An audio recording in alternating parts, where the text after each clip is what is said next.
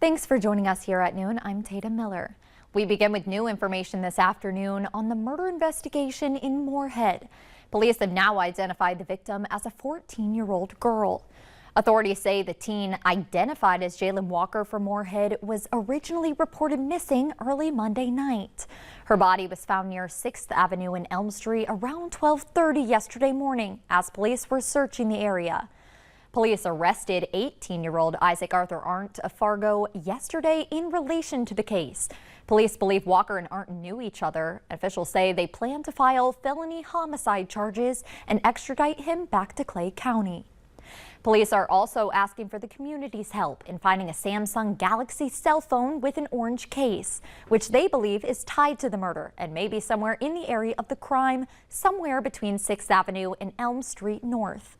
Police also want to speak with two separate drivers who they believe gave the suspect a ride early Monday night. Police say if you know anything about the case, to call them right away.